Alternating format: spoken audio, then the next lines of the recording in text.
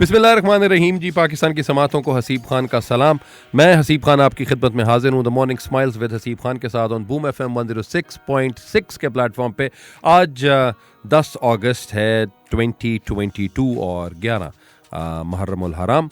और आपकी खिदमत में मैं हाजिर हूँ। आप एक हफ़्ते का हमारा ब्रेक आया और एक ब्रेक के वो इसी वजह से ही था कि जी एक तो मुहर्रम की एहतराम की वजह से आप इस वक्त हमें शो नहीं किया था, लेकिन अब आफ्टर 10th ऑफ मुहर्रम तब तमाम लोगों की छुट्टियां ख़त्म हुई हैं, तो now we are here in the university और हम अपना आपके साथ गुफ्तगू कर रहे हैं, आपके साथ अपनी मोहब्बतें बांटने के लिए वी आर हेयर। आज जी जो स्टार्ट करना है, आज अगस्त का महीना है और अगस्त जो है वो पाकिस्तान का महीना है। और पाकिस्तान की अगर हम बात करें तो Pakistan will be celebrating it's 75th birthday on 14th of August 2022।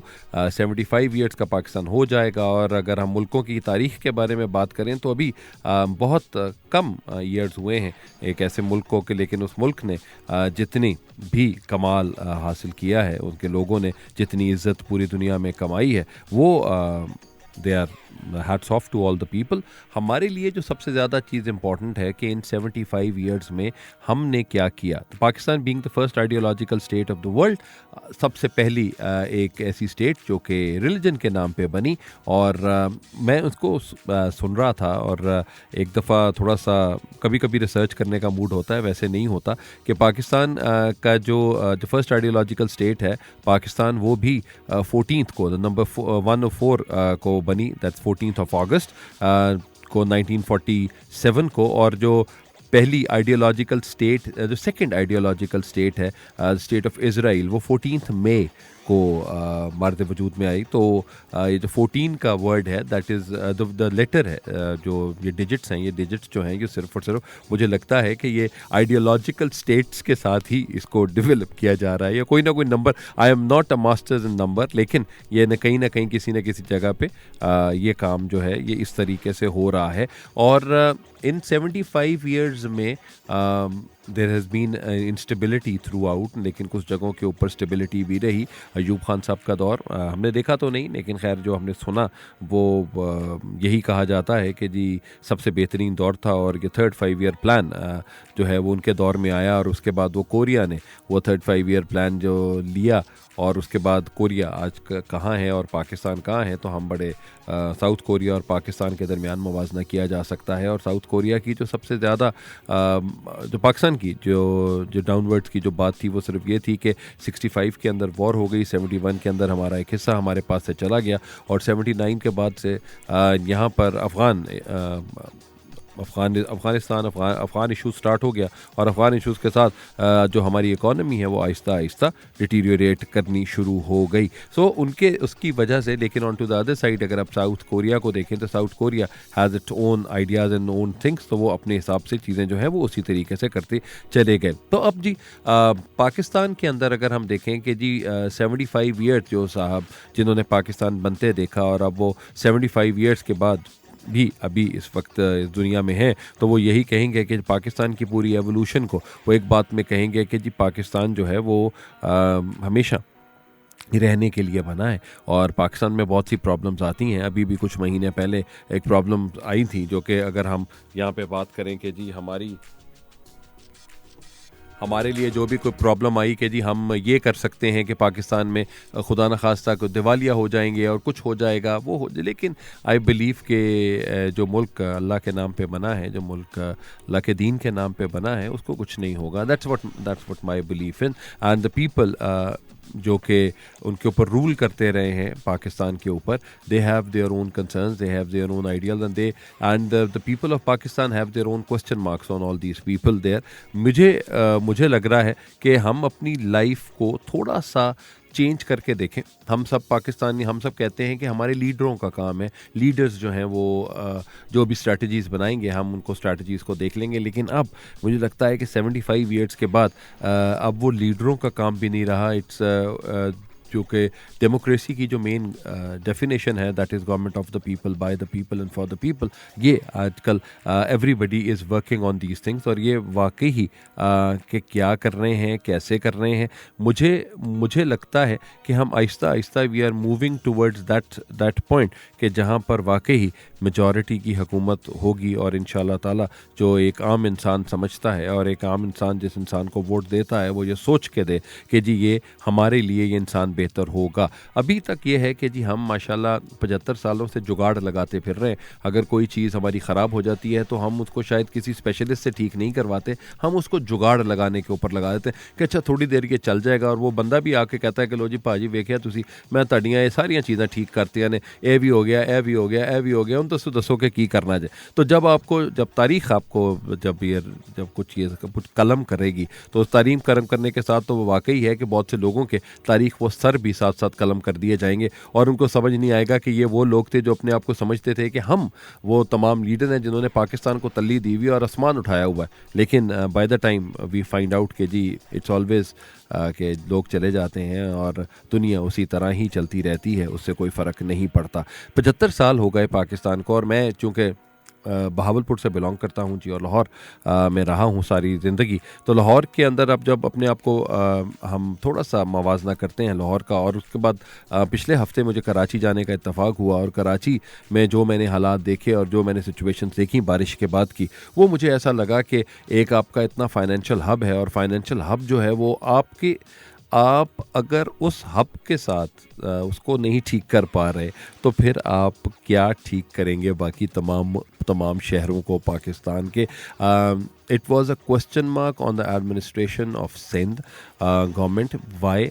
Because एक बहुत ही वहाँ पे एक अच्छा जो कहते हैं कि जी अमीर तरीन लोगों का टाउन है जी, वहाँ पे बेंगलोर टाउन उसको कहा जाता है, और मैं वहाँ पे गया तो इतने खड्डे थे कि जिस तरह लगता था कि आप किसी पहाड़ों के ऊपर आ गए हैं, और आप अचानक एक खाई आई है तो आप थोड़ा सा आहिस्ता नीचे जाते हैं और उसके बाद फिर आप ऊपर आने की कोशिश करते हैं। तो ये कराची की सड़कों के हाल हैं, और डिफेंस की सड़कों को अगर हम देख लें जो कि कराची का पॉश इलाका है, तो वहाँ पे भी हालात जो हैं वो इसी तरह ही हैं।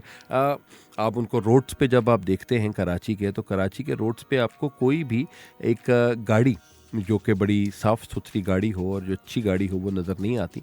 बहुत ही पुरानी गाड़ियाँ आपको वहाँ पे नज़र ही आ रही होती हैं। लोगों की आंखों में एक फेयर है, एक फेयर ऑफ द अननोन है, जो कि इनकी चीज़ों की समझ नहीं आ रही। एक इंफ्रास्ट्रक्चर ऐसा है जो कि बिल्कुल ख़राब हो चुका है। अब उसके लिए कौन रिस्पॉन्सिबल है? इट्स वो कहते हैं, जिस तरह मैंने पहले भी अर्ज़ किया, government of the people, by the people and for the people. तो हमारे लिए जो सबसे इम्पॉर्टेंट है वो क्या है कि हम ने जहाँ रहना है या हम जहाँ पे काम कर रहे हैं, हम उन्हीं चीज़ों को देखें। और अगर इसकी एग्जांपल हम लेना चाहते हैं तो हम सियालकोट के एयरपोर्ट की एग्जांपल ले सकते हैं कि किस तरह सियालकोट कम्युनिटी ने मिल के एयरपोर्ट जो है वो सियालकोट में तामीर करवाया। तो इससे मुझे लगता है कि यहाँ पे ये जो जितने भी टैक्सेस के जो हमारे नाम पे जो चीज़ें ली जाती हैं कि जी टैक्स ये कर देंगे, ऐसा हो जाएगा, वैसा हो जाएगा, मुझे लगता है कि अभी तक तो इतना ऐसा कुछ भी नहीं हुआ। तो इट इज़ अबाउट टाइम कि लोग उठेंगे और लोग उठ के अपना काम जो है वो करना शुरू करेंगे, एंड दे वांट कि जी हमारी लाइफ को थोड़ा सा और बेहतर कर दिया जाए।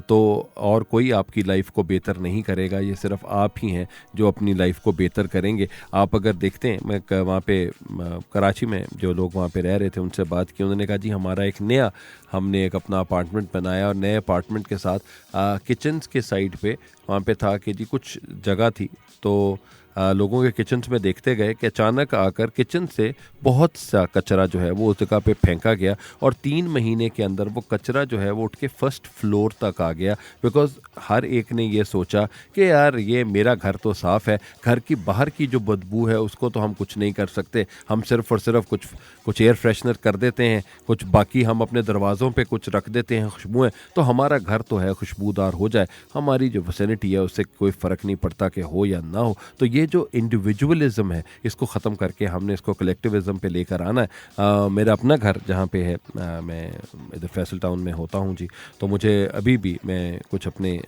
नेबर से बात कर रहा था कि हमें अपने ये जो विसिनिटी है, ये तकरीबन को 22 घर हैं, तो इन 22 घरों को कैसे साफ़ सुथरा रखना है और हमारे घर की जो सामने सड़कें हैं वो कैसी साफ़ रहें और हमारे जो सामने का जो ग्राउंड है उसको किस तरीके से साफ़ रखा जाए ताकि जो जितनी भी फैमिलीज़ हैं वो वहाँ पे आकर वॉक करें और वो एक एक्टिविटी जो सोशल एक्टिविटी है वो वहाँ पे स्टार्ट हो। हर कोई अपने आप को क्या करेंगे और कैसे करेंगे वो हम सिर्फ ये सोचते हैं कि ये हम गवर्नमेंट को लेटर लिखेंगे तो गवर्नमेंट ये बात करेगी, लेकिन मुझे लगता है कि जी सिर्फ सफाई का जो कॉन्टेक्स्ट है वो तो हम खुद भी कर सकते हैं। और चलें जी, हम ये कहते हैं कि जी गवर्नमेंट के ये जो हमारे सामने की जी जो ग्राउंड था, इस ग्राउंड में जो वॉकिंग पाथ था जी वो हम लोगों ने बनाया, कम्युनिटी के लोगों ने बनाया, तो बना दें जी। हमारे आपके बंदे अगर कोई आएंगे तो वो कोई मसला नहीं होगा। हमारी जितनी अगली जनरेशन आएंगी वो कम से कम हमें दुआएं देंगी कि हमारी जो पिछली जनरेशन थी उन्होंने हमारे लिए कुछ सोचा और हमारे लिए कुछ दरख्त बना के गए, को ऑक्सीजन का सामान किया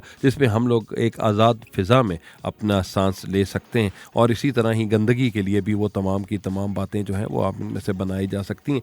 कराची के बारे में जो बात और जो मुझे फ़ील हुई, सब लोग ये कहते हैं कराची एक कमाल एक फ़ाइनेंशियल हब है। हम मीडिया के लोगों की भी यही बात की जाती है कि सब कुछ जो है वो कराची में होता है, लेकिन कराची जो है वो इग्नोर्ड है। कराची इग्नोर्ड नहीं है मेरे भाइयों मेरी बहनों।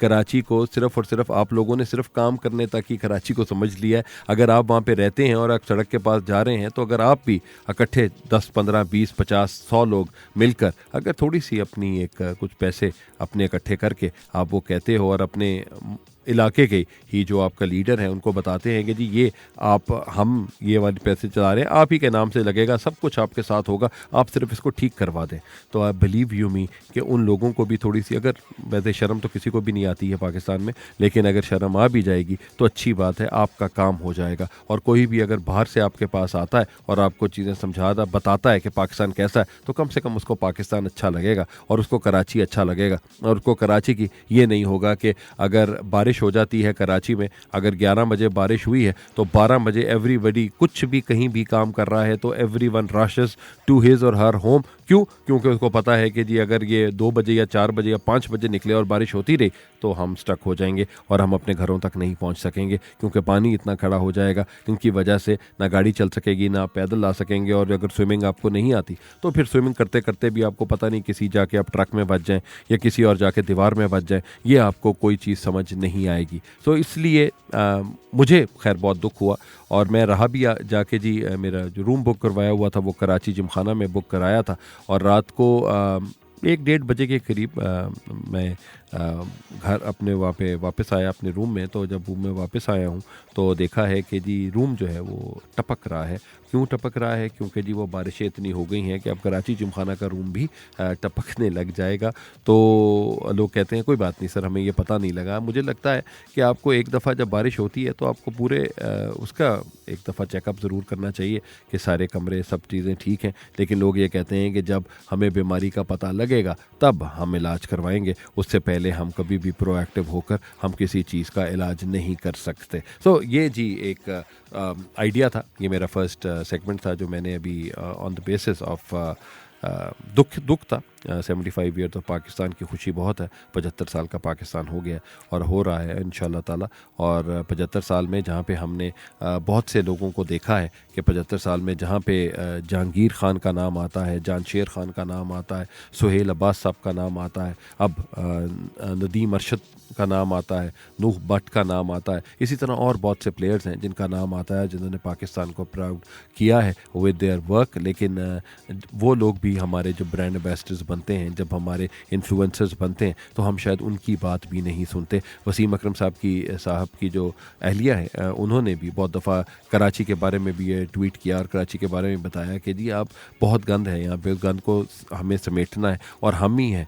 वही बात है कि if you want to change the system you should be in the system to change it. Please please please अपने ख्यालात को खुद देखें। हमें एक विशेष सर्कल में डाल दिया गया है कि सुबह हम 9 बजे जाते हैं अपने दफ्तर और हम उस वक्त 5 या 6 बजे वापस आते हैं और उसके बाद हमने अपने घर के कुछ चीज़ें ख़रीदनी होती हैं, कुछ काम करने होते हैं, कुछ बच्चों को टाइम देना होता है। तो हमारे पास टाइम नहीं है कि हम पाकिस्तान को ठीक कर सकें।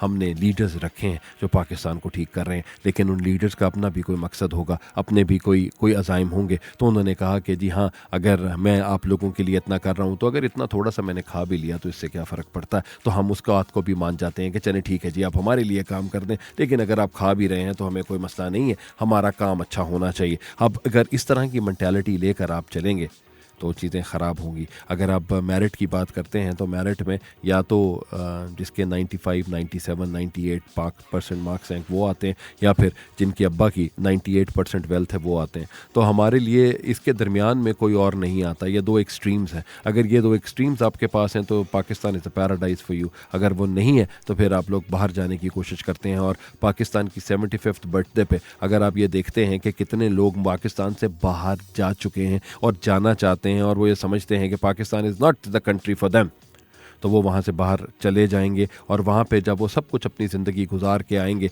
और उसके बाद उनकी ख्वाहिश सिर्फ होगी, वो भी अब पता नहीं ख्वाहिश है या नहीं है, लेकिन उनकी ख्वाहिश ये है कि मुझे पाकिस्तान में दफनाया जाए। बस सिर्फ ये दफनाने की ख्वाहिश ही सिर्फ रह जाती है। बाकी ज़िंदगी की सारी रानाइयाँ जो हैं वो आप दूसरे मुल्क में जाकर अपनाते हैं और दूसरे मुल्क के साथ बनाते हैं, अपनी मेहनत भी दूसरे मुल्क के लिए करते हैं। और ठीक है, आप पैसे यहाँ पे भेज देते हैं तो सिर्फ यही लोग आके आपको बोलते हैं कि यहाँ पे भाई बहन कोई काम नहीं कर रहा होता, और भाई सिर्फ ये बात कहता है वड्डा भरा बाहर होता है। तो वड्डा भरा बाहर होता है तो वड्डे भरा ने जो कुछ करना होता है, बेचारा वड्डा भरा बुढ़ा हो जाता है, उसकी बीवी बच्चे यहाँ पे बड़े हो जाते हैं, लेकिन वो जो टुगेदरनेस है, जो शादी की टुगेदरनेस है, जो प्यार की टुगेदरनेस है, मोहब्बत की टुगेदरनेस है, वो नहीं मिलती।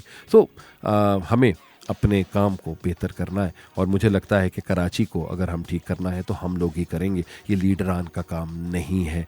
प्लीज़ अपने ख्याल रखें और आहिस्ता आहिस्ता, वो हमेशा longest journey ends with a single step, एक स्टेप तो लें, अपने अपने इलाकों में स्टेप लें, तो फिर देखें कि पाकिस्तान को फिर यही वही लीडर आपके पास आएंगे और कहेंगे कि जी हम आपका ये काम करवा देते हैं, आप ऐसे कर लें। देखें, डायरेक्शन देनी है इस कौम को, सिर्फ डायरेक्शन की ज़रूरत है। 67% यूथ है, डायरेक्शन नहीं है। अगर आप उनको डायरेक्शन दे देंगे तो believe you me, Pakistan next 75 years में हम तो नहीं होंगे, लेकिन इंशाअल्लाह ताला पाकिस्तान ज़रूर होगा। एंड पाकिस्तान को सब दुनिया प्राउडली देख रही होगी कि ही और शी इज़ फ्रॉम पाकिस्तान, और यही हैं जो पाकिस्तान का नाम ऊंचा कर रहे हैं। एक छोटा सा ब्रेक लेते हैं, गाना सुनते हैं। बहुत ज़्यादा सीरियस बात हो गई, वापस आते हैं, वापस आएंगे तो उसके बाद हम बात करेंगे कि जी लोग ज़िंदगी में कुछ लेम एक्सक्यूज़ेस बनाते हैं, वो लेम एक्सक्यूज़ेस क्या होते हैं, कैसे होते हैं, उनके ऊपर डिस्कस करते हैं। आप सुन रहे हैं the morning smiles with Haseeb Khan on Boom FM 106.6। अच्छा सा गाना सुनते हैं, उसके बाद we are coming back and talking more on Boom FM। जी वेलकम बैक, और आप सुन रहे हैं the morning smiles with Haseeb Khan on Boom FM 106.6। और एक चीज़ जो हमने मैं सोच रहा था कि हमारे जो जनरेशन हमारी यहाँ पे आ रही है, वो सारे सब की सब जनरेशन जो है वो अब 2-2 हफ्ते के लिए या 3-3 हफ्ते के लिए बच्चे जो हैं वो बाहर जा रहे हैं, और बाहर जाकर अपना एक्सपीरियंस और एक्सपोजर ले रहे हैं। जो एक कुछ साल पहले एक कॉन्टेक्स्ट था ग्लोबल विलेज का, वो ग्लोबल विलेज का कॉन्टेक्स्ट जो है वो बहुत अच्छे तरीके से पूरा हो रहा है। मेरे तो माय फ्रेंड, उनकी बेटी गई हैं एक समर प्रोग्राम के लिए ऑक्सफोर्ड में। सो वो भी एक it is really an honour for the parents के जो उन्होंने अपनी बेटी को बाहर भेजा है, और वो यही कह के कि जा बेटा जी ले अपनी ज़िंदगी। तो वो जो कुछ ऑक्सफोर्ड के अंदर पढ़ना और आना, वो चीज़ें, अपनी बातें किस तरीके से बताई जाती हैं, किस तरीके से की जाती हैं। तो आई थिंक पहले ज़माने में शायद लोगों को ये ख्याल होता था कि यार ओ हो वहाँ जाना है, पता नहीं क्या होगा, क्या कैसे करेंगे। लेकिन अब it's just about 6 hours and you are there in another country, और वो भी आप यूके में, लंदन में आप बैठे हुए हैं, और आप वहाँ पे बैठ के आप अपनी जो भी आपकी ज़िंदगी की ख्वाहिशें हैं पूरी कर सकते हैं। और उसके अलावा परसों मुझे पता लगा कि जी मेरा बेटा, my nephew, he is there, वो वहाँ पे अभी लम्स में ही इज़ डूइंग हिज ग्रेजुएशन।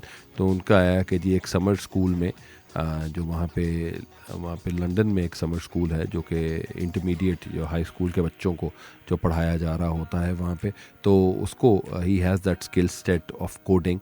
तो वो अब वहाँ पर 2 हफ्तों के लिए गया है, और वो उनको पढ़ाने के लिए गया है उन बच्चों को। तो really something that we need to be proud of as मतलब as my nephew I believe कि मेरे लिए बहुत प्राइड की बात है कि मेरा भतीजा माशाल्लाह इज़ देयर, और भतीजी भी।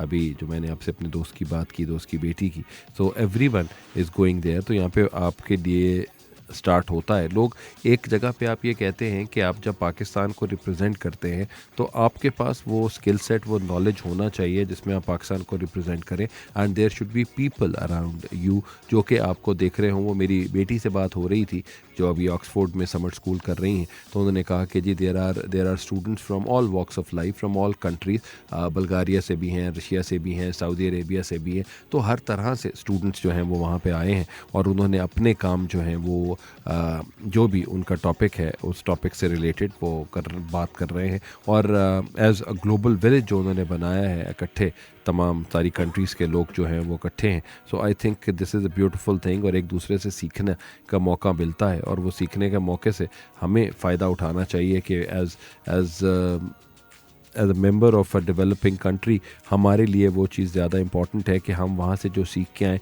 वो हम अपने बच्चों को कैसे सिखाएं और अपने बच्चों के साथ उसको कैसे डेवलप करें। This is what everyone has to talk about. हम सिर्फ ये सोचते हैं कि हमने वहाँ पे सिर्फ नौकरी करने जाना है और नौकरी करके हम वहाँ पे हम कुछ कमाते हैं। मुझे लगता है कि अगर आप यहाँ पे ज़्यादा कमा लेंगे तो ज़्यादा बेहतर है। वहाँ सिर्फ और सिर्फ अपना एक स्किल सेट बताने या दुनिया को दिखाने के लिए जाएं कि पाकिस्तान में भी इतना टैलेंट है, कि पाकिस्तान के लोग जो हैं वो तमाम काम कर रहे हैं जो कि एक किसी डेवलप कंट्री में बैठा हुआ कोई टीनेजर जो है वो कर रहा है। सो आपको अपना ख्याल, अपने अंदाज़ उसी तरीके से ही रखने चाहिए और उनको आपको उसी तरह ही डेवलप करना चाहिए।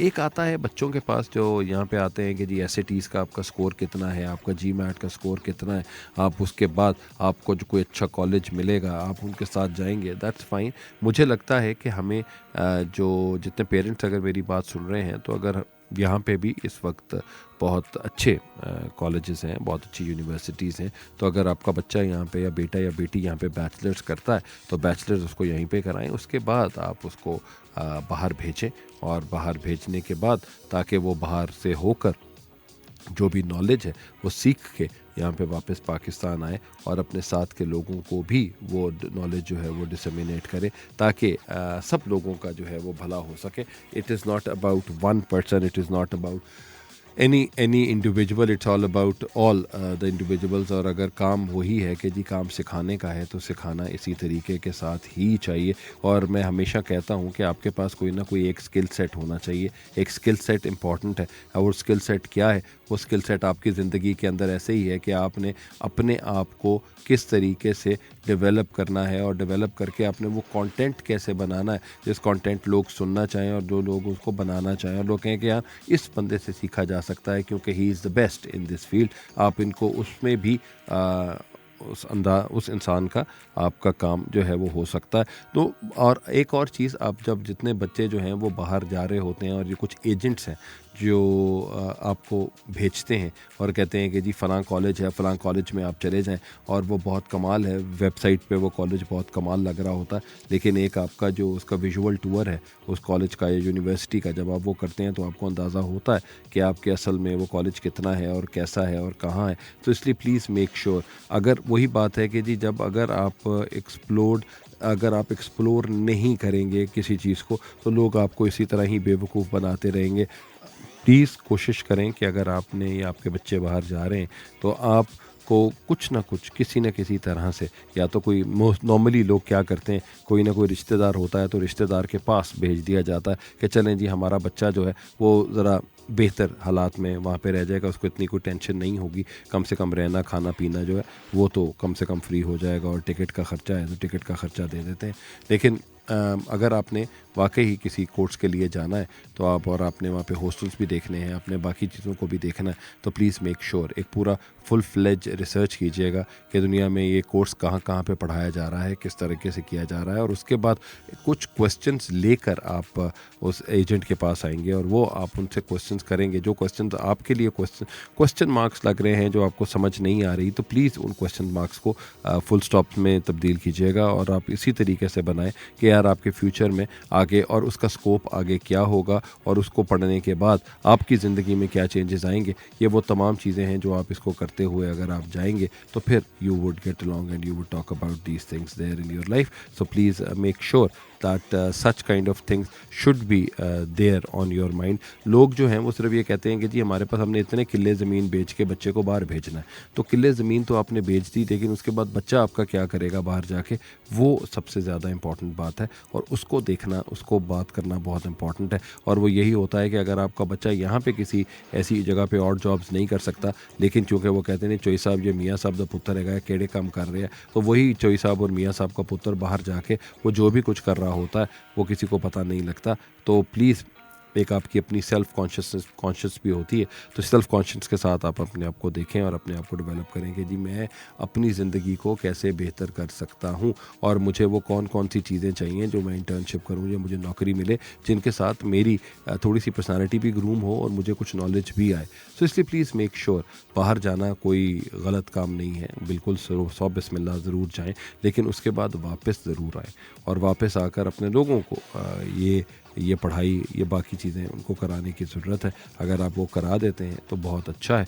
और अगर आप समझते हैं कि जी आप कोई स्पोर्ट्स कर रहे हैं और वो कोई स्पोर्ट्स यहाँ पे नहीं है, तो प्लीज़ गो अब्रॉड, अपने आप को देखें, अपने आप को ग्रूम करें और अपने आप को उस तरीके से बनाएं जिस तरीके से आप अपना ख्वाब देखते हैं. सो प्लीज़ मेक श्योर कि आपकी लाइफ जो है वो ज़रा थोड़ी सी बेहतर हो जाए. तो जी ये था जी मेरा आज का प्रोग्राम. आज के बाद इंशाल्लाह ताला कल तो नहीं, we will be coming to you on Monday now on 15th of August. आपके साथ दोबारा आपसे मुलाकात होगी और कोशिश होगी कि अगर कल का दिन भी अगर हमारा चले, क्योंकि छुट्टियां हुई थी, तो अगर कल के दिन भी मैं अपनी प्रोड्यूसर साहिबा से पूछ लूँगा, इजाज़त ले लूँगा कि हमारी प्रोड्यूसर साहिबा अगर इजाज़त देती हैं तो I can come live tomorrow. Otherwise फिर इंशाल्लाह ताला हमारी मंडे को हमारी आपसे मुलाकात होगी. That would be 15th of August 2022.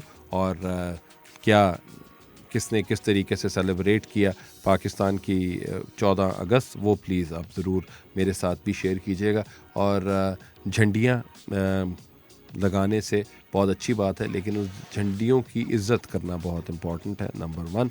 Number 2, जब आप 14 अगस्त की रात को बाहर निकलेंगे तो प्लीज़ किसी और गानों पे या किसी अंग्रेज़ी गाने पे या किसी हमारे जो इंडियन गानों के ऊपर आपने कोई भी लगा कर पाकिस्तान की जो आपने पाकिस्तान की जो अपने 75th बर्थडे उसको मनाना नहीं है. उसको पाकिस्तान के गानों के साथ ही मनाइएगा, पाकिस्तान के लोगों के साथ ही मनाइएगा और इस दुआ के साथ मनाइएगा कि अगले साल कि अगर आप ज़िंदा हों और पाकिस्तान के साथ आपका प्यार और मोहब्बत का अगर आप कोई भी बात और कोई भी अगर बताना चाहे कि यार ऐसे होती है पाकिस्तान से मोहब्बत, तो वो कोई आपकी वीडियो या आपकी कोई भी कही हुई बात जो है वो उसमें शामिल कर सकते हैं और वो बता सकते हैं कि जी ऐसा है पाकिस्तान. तो पाकिस्तान तो सबके लिए ऐसा है, लेकिन हमने पाकिस्तान को दुनिया की नज़रों में कामयाब बनाना है, क्योंकि पाकिस्तान हमसे है और हम पाकिस्तान से हैं. अपना बहुत ख्याल रखिएगा. इंशाअल्लाह आपसे मुलाकात जल्द होगी. The morning smile with Haseeb Khan on Boom FM 106.6. Pakistan जिंदाबाद.